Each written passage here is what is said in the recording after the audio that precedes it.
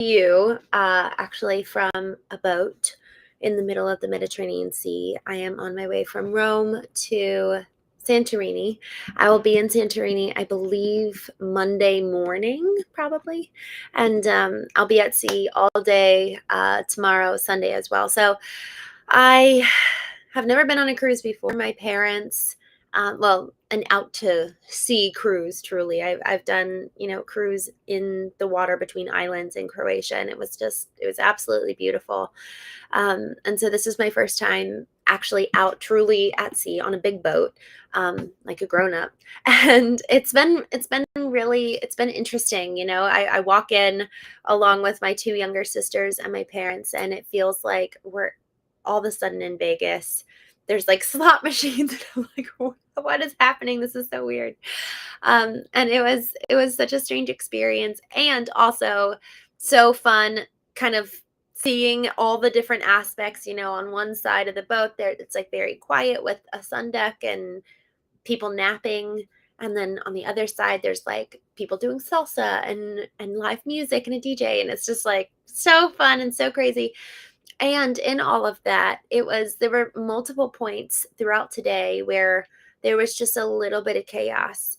For anyone out there listening who is a fellow entrepreneur and the person who really takes the reins in their business, when we move out of this role and start engaging in kind of that horizontal relationships, it's so weird to all of a sudden not be operating in, frankly, what usually is our power. We're really good when we're on our A game. We're telling people kind of where the pieces move, and we're actually in the driver's seat of business and of our life in that moment. And then when we come and kind of now a piece of the puzzle, and we're a pawn on the chessboard rather than being the one actually in the seat playing, all of a sudden everything changes. And all of a sudden it's like, okay, well, what's my role here? How am I supposed to fit into the bigger picture, not take over, but also operate in the ranks of the hierarchy, play to my strengths and to my power that is fitting and right for this dynamic? All of a sudden everything changes. All of a sudden the stakes become higher because we're with the people that we love the most in the world. All of a sudden it causes us to take a moment and pause and actually consider, how am I doing right now? Am I actually coming from a good and healthy place? And there were multiple points today where that happened, where it was like, okay, well, where are we going to go eat breakfast? What time are we going to go on the shuttle to the cruise, to the port for the cruise? And then what do we do with our bags? There were all these tiny, tiny little micro moments. And I travel for the most part alone. And so this trip has been really, at first, it's just been so wonderful.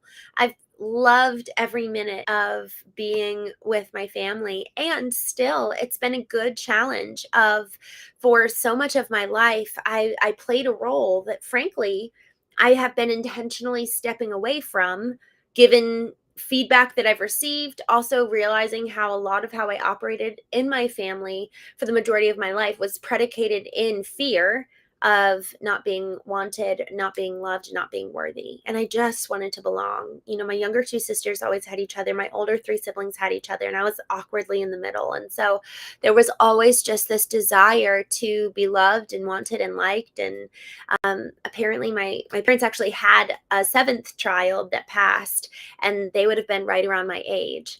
And so even the friends that we had as families, we had family friends, and there was just no one my age even in those dynamics. And so there was just always this kind of like looking and reaching. And even today, yesterday I just had this thought, like, I feel like I still have a tendency to be grasping and like kind of wanting. I read this. I've talked about the book Letting Go multiple times on the show now over the last couple of weeks as I've been in it. And David Hawkins assigns numerical values for different emotional spectrums. And one of those, which is actually very low, so with each numerical value increase, the energetic level increases. And y'all, every single one of us has experienced this when someone comes up to us with a big smile, and man, they are full of life. They are at a higher frequency than John over there, who's just shoulders slumped, his face is kind of downcast. He actually is feeling really shameful about himself and who he is and maybe a decision he made in the past. And so there's just like this kind of closed off, small energy around him versus Sarah, who's just big smile, full of life, right? You're going to have a completely different experience from them. And what Hawkins is effectively pitting as his case is that there's a different emotional and energetic level for every single one of our core emotions, with I believe one of the lowest being shame. And then once we get to level 200, which is courage, now we're moving really into like a more positive, more higher frequency. But everything under courage, under 200, is pride and ego, and all of that keeps us kind of small. All of that keeps us inward focused. And all of that typically is predicated in fear. Anything outside of kind of those lower emotional, energetic levels is then rooted in love. And at the end of the day, and y'all, we read this in pretty much any religious text, any even good professional development book. It's like you either can be operating in a really positive mindset space or a negative one. And either one of those, when you really get down to it, it's rooted in love or fear, like at the most basic level. And so for the majority of my life as a child and all the way up through my marriage, I was operating, even though what externally looked like as a more higher energetic frequency. I think that this is a dangerous pattern for people who are really outgoing and people who really know how to light up a room. Take, for example, Robin Williams. Those are the people that actually can really be missed in terms of people seeing them and being like, oh, maybe they actually need some TLC. Maybe they actually need some care. It is those people who operate at the highest frequency that at times can actually be operating in fear and operating at the lowest one in shame. And so that is where, and this is what I want to talk about tonight, the number one most radically important thing that we can do for others that we're in relationship with, for the teams that we're leading, for ourselves, is to know the truth. Because otherwise, there is going to always be a dissonance between how we're showing up and the internal state. And then one day, everything could fall apart. One day, we might break. One day, all of a sudden, the dissonance breaks, and all of a sudden, it's connected, and people are like, oh, I had no idea that this effervescent, gregarious person is actually the size of a peanut and actually really living and rooted in shame. Or maybe it all of a sudden you see it blend, where all of a sudden you see the shame manifest and come out in a really dangerous way, because maybe they've actually moved to a higher frequency but still kind of in the negative. So all of a sudden that shame turns into anger, because that is how it's manifesting. So either it's like we might welcome people into the internal shame and people are like, oh my gosh, I had no idea. Or it could be in a really external, big, kind of almost like dangerous way. We have this big display of anger. But what's really interesting is that for us, as we're considering, okay, so as I was thinking even about this show, what is the number one chief responsibility for us as just an individual? Strip away leader, strip away pastor, strip away parent, strip away any title that is yours in your life, simply the role of being human. What is that number one chief role and responsibility? It's knowing, and I really, right now I'm playing with this, right? That's why we do this show, is to play. So tell me your thoughts here too.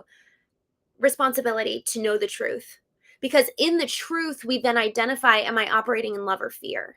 And then once we know that, then we can actually see some real change. Because what happens here, when I say truth, I want to be really, really clear about this. Every single one of us has core different intelligence centers. We have our intellectual intelligence, we have our emotional intelligence, spiritual intelligence, and physical intelligence.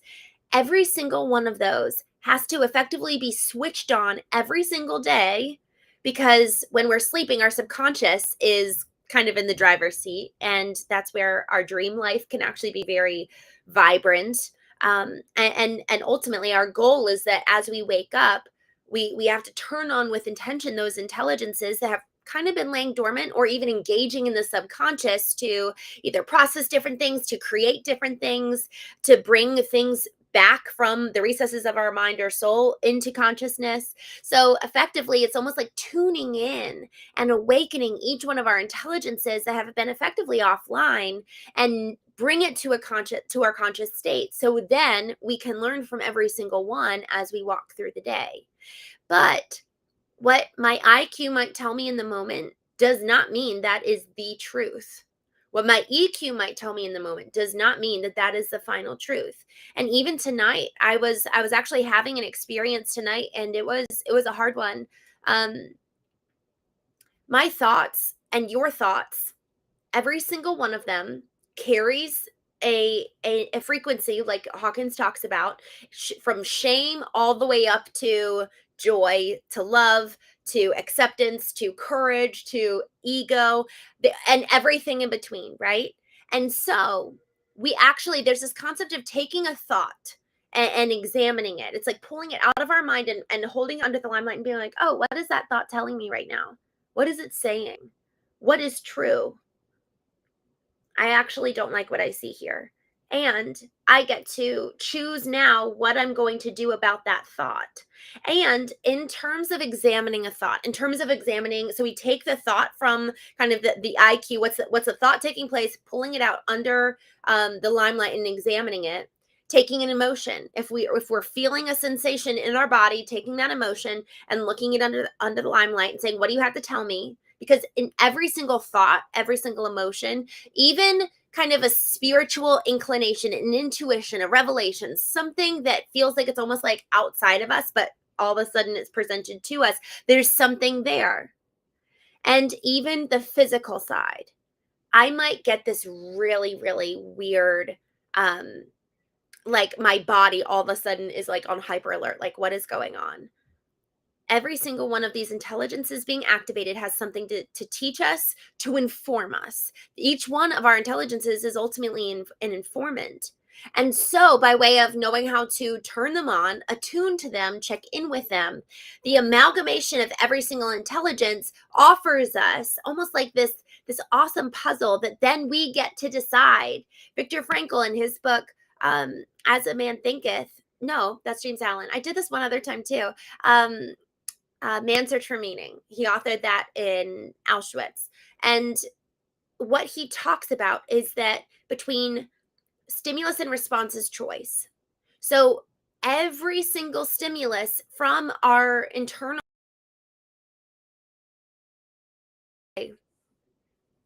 I lost my connection and I'm back, I think. So, what Viktor Frankl is talking about between stimulus and response is choice. Every single one of our intelligences, when they're turned on, when we're attuning to them, every single one has a stimulus for us. Every single one has an opportunity to be like, okay, what are you going to do now? And before we respond, it is our radical responsibility to go inward, to check in with every single intelligence and say, okay, what information is being presented to me? And all of that is a part of an aspect of truth. What is my experience? How do I feel? What do I think? What is my body telling me? What is true in terms of even like the spiritual side of things? You know, guys, every single one of us, we're such complex beings, but so often we only tap into one very small part of us. You know, we talk about the right brain and the left brain.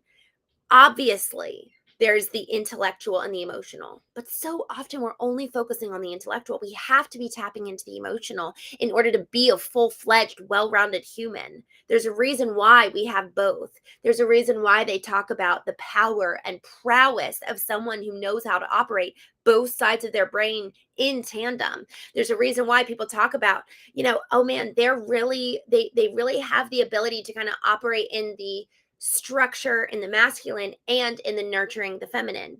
And y'all, I see this in marriages. The marriages that seem to be doing the best is when both partner knows how to come alongside each other to round out the other person's weakness, but also when that partner is out of commission, the other partner can really step in and play both roles. There is no male and female in one sense. There's the whole human. And so rather than abdicating responsibility and putting it on the other gender, oh, well, you're supposed to be the caretaker, you're supposed to be the nurturing one, or you're supposed to be the organized one, you're supposed to be the provider. What does it look like for us to step up and level up and hold ourselves to a higher standard of what is my ideal for me? Who do I need to be able to look at myself at the end of my life and say, I am proud of that person. I'm proud of who they are, how they've lived.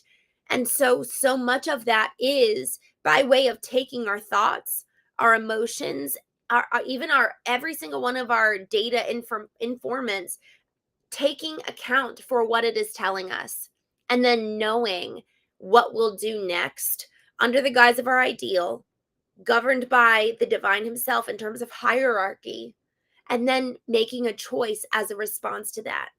Y'all, there's something, and I, this is so important, our radical responsibility is to go inward and know the truth. But there's also equal responsibility in what comes next. So knowing the truth, it's not just those four intelligences that we need to take into account. The emotional, the spiritual, the physical, and intellectual. Yes, we have to know our experience, but we also equally need to pay attention to that other person's experience. And sometimes, I honestly, I experienced this today. I needed to get vertically aligned in order for me to be able to have the capacity to sit with both parties' experience, mine and theirs. I felt like exhausted on a even just kind of like a physical level, and I also knew, like, yesterday I didn't get vertically aligned. The day before that I was traveling for 12 hours. I really haven't been able to get super strong in terms of, oh, let me move back under my ideal and make sure I'm living and operating from that place. That's part of the problem, right? We go on vacations and then we come back and we're so disoriented because we actually didn't keep doing the very things that keep us grounded during our normal lives. And so I'm so grateful for this reminder today on truly day one of being with my family, is I have to maintain my habit of getting vertically aligned every single day. I cannot sacrifice that. Not for the most fun excursion in the world. I have to take this so seriously because today I suffered for it and someone else close to me suffered for it too, because I just wasn't able to be at my peak performance. Y'all, this is why we train every morning in the arena, so that when it's go time, when it's game time, we're able to perform. We're able to be the athlete. We're able to be the star. We're able to be the person that we want to be because we're putting in the reps, we're doing the training, we're doing the work. And so it is so vitally important when we're considering, okay, my chief and most radical responsibility is to know the truth. And that truth, part of it is our experience, yes, tapping into every single one of our intelligences, getting vertically aligned. And in so doing, now I can actually engage horizontally, which is then sitting in the other person's experience. And that is the other half of the truth. And the kind of objective reality of what actually happened, looking at the raw data, you can say that that's almost at the intersection of the vertical and horizontal. But like my experience, their experience, and then also, okay, well, what actually happened? Truly being able to sit with someone in their experience, seeing through their eyes, seeing the world, seeing myself, seeing every part of what they experienced, man, holding space for the empathy, but then also engaging with their experience with wisdom. Okay, what am I going to do in response? You know, y'all, it is so important. I think about this so often. I actually think it can do more harm for us to go to our child, our partner, our anyone in our life, insert person here, and tell them our experience in a way that, man, is lacking empathy and wisdom in consideration of their experience. I think that can be so damaging and actually do more to drive people away.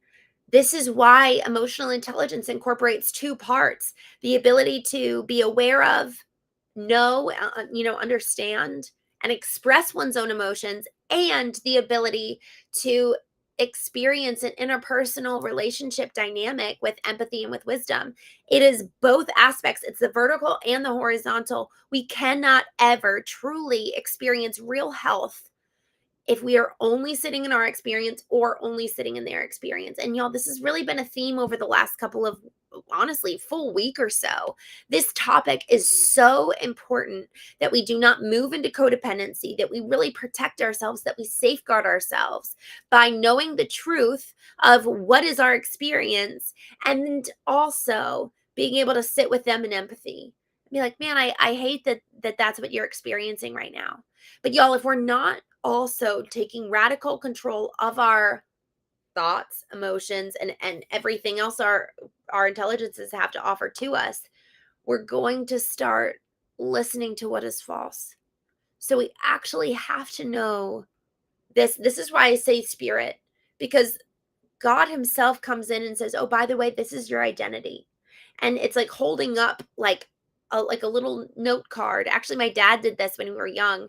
He printed out all these little sayings for us, and many of them, I think all of them, are Bible verses. And it was like, "Who does God say you are?" And we would read that. We'd be like, "Oh yeah, I'm loved." Because sometimes it does not feel that way, and sometimes, you know, I didn't feel that from dad. Sometimes I didn't feel that from mom. Sometimes they didn't feel it from me. And so we have to be like, okay, well, what's a greater truth than this present moment? What's a greater reality than right here, right now? That is why we have to tap into every single one of our intelligences, because the spiritual intelligence transcends this physical dimension. And it also reminds me and you of something more true and bigger than us. It's so important that in these moments when old narratives and old thoughts come, that, man, we hold under the limelight, and we're like, man, that is dangerous. I gave Robin Williams as an example for a very key reason. I think so many people were just shocked when he died. And some people say it was suicide, some people say it wasn't. But he's just an example of someone who is so vibrant that it's so critical that we actually go deep with people who seem to have it all together, and go deep with people who seem, to really have worked through things, and be like, man, how are you? And really taking time to think beyond us and realize that we're all part of something bigger than just you and me. And so if we only maintain our vertical kind of alignment, we're potentially going to become self-obsessed. We're potentially going to become binary and not be able to see other people's point of view, and thus cut ourselves off from access to real growth, from what other people have to give us and other people have to say to us. And I cannot think of a single argument, fight, issue in my life ever that, no matter how much it was their fault, I always have something to grow from. And I cannot think of a single time in any single one of those times where, no matter how much of it was my fault, that they did not have something to change. Every single one of us can benefit from looking to sitting in the other person's experience, from looking at the world through their eyes. And man, all of a sudden everything changes. All of a sudden, the thing that we were holding on to so tightly, being like, I'm so right. I'm so right. All of a sudden it's like, oh, well, maybe not. Maybe not so right. And I had this conversation with the Atiba D'Souza on the Knowing Show, Knowing podcast a couple months ago. He actually quoted Hawkins, and I didn't even know it at the time because I hadn't read the book. Hawkins talks about this concept of my opinion and my belief versus this is the opinion I'm considering right now. This is an opinion versus mine. And anytime it's mine, all of a sudden you're over there and this is mine, and I'm holding so tightly to it that for you to attack this is to then attack me because it's mine. So if I'm able to say, I actually felt really hurt right now, and these are some hurt feelings that I have. Can we look at this together? What do you think about these hurt feelings from this experience, rather than my hurt feelings and my experience and what I know? All of those elements, frankly, that immediately tie every single one of those aspects, opinion, belief, feelings, truth, to me. Then there is no way that the other person can ever come in and say, I actually disagree, because all of a sudden they're affronting and accosting me. Even recently, I just had this experience with someone where I was like, oh, wow, like the way that they're bringing this up to me, there's almost no way for me to not take it personally, because they're they're positioning it in a way where it's like, oh, by the way, you didn't hold up your end of the deal here, rather than, I actually, I feel upset right now, or I feel hurt, and can we talk about this? Can you help me with this? That's very, very, those are two very, very different stances, because at the end of the day, y'all, man, and this is what was so important for me to realize, that person is just, there's just a hurt little kid in there. I was talking to my mom and dad and sisters at dinner about this. So many of us, it's just that hurt little kid who's coming out and saying, this is what I need. Would you love me this way? But if we're trying to armor up and put some good excuse or good reason why we're trying to feel that way, and put some logical reason to that deep emotion that's just really painful, now we have armor. And usually armor looks like the form of intellectualism, and trying to reason our way to explaining why this emotion makes sense for now contending with the other person. And it also can look like making it highly personal for us, so that the other person really cannot even wedge through to meet us. I think of the concept of a wall. With every single unprocessed experience and unprocessed emotion, it like a little bit more water mixes with a little bit more clay, and slowly a brick forms, and then another brick forms. And it's just with every single unprocessed experience and emotion, all of a sudden we're sitting behind this massive brick wall. And so if I'm trying to talk to you about this emotion here, that all of a sudden, a little bit of, what is it, flint and stone, all of a sudden my brick that's been here since I was 8 years old as a child, all of a sudden that feels like it's being penetrated, and I feel under attack. Well, man, my protector, and my, that part of me that's going to try to protect me, comes out with its full suit of armor on, and is like, and then it attacks the other person using logic as its sword, in order to protect against that part of my wall that's been chinked. And all of a sudden I feel hurt because I haven't processed it. And so then we're talking fundamentally about two completely different things. They're talking to that little armored sword and trying to fight back about the reason that part is giving them for, this is why she's upset, when really it's just little Christine and me feeling sad and feeling triggered. And this is why it's so important for us to do the work to actually know the truth. And again, the truth is a conglomerate of all these different intelligences being activated, coming to the forefront, understanding how each one plays a part in informing us, so that I can say, hey, I'm really, I just really need a hug right now, because man, that was really painful. And inviting them in, or even not even, I don't even want to be touched right now, but can you come see what I see? And what I see is that this memory and this moment from years ago just got reopened, and it is really, really hard for me right now. And I don't think you meant to. I actually know this is where we remind ourselves of what's true, right? What's a greater truth than the emotion I'm feeling right now? The greater truth of what I know, the greater truth of who God says I am, and who God says that other person is. And so that's where, man, emotional intelligence is so, so, so, so hard, because it forces you and me, it holds us to this higher standard. There's no forcing. I'll change my language there. It requires of us to act and behold to a higher standard and a higher ideal outside of where we are in this moment, so that we can actually sit here in the present moment, feel whatever we need to feel, so that we can move through the experience and it's no longer trapped in our body. And we also are almost like a third party looking in and saying, and I know that this isn't the end. I was in the shower tonight, and I just had this recollection. There's a couple of like rules that I have had to put into place when engaging in conflict. One of those is that I really need to be so careful of my words. I really don't want to say much. I know that actually my tendency in terms of my emotional reaction is catastrophe, because I already, look what happened before my husband left. Like, that's what happens as a result of me expressing my needs. That's what happens as a result of me saying, or just getting to an emotionally weak spot. That's what happens when, frankly, when I love somebody, they leave. Like there's an element there that has proven to be true. So I know now, like I can kind of have that third party perspective of me and be like, okay, this is how I can get so that when I'm in that moment, feeling catastrophe coming, feeling the weight of emotion, because we need to move through the emotion. And sometimes the emotion, we're actually grieving something from 20 years ago. And so the emotion can be heightened in the moment because we need to move through not just here and now, but the 20 years of grief from 20 years ago. So right now it's actually kind of intense.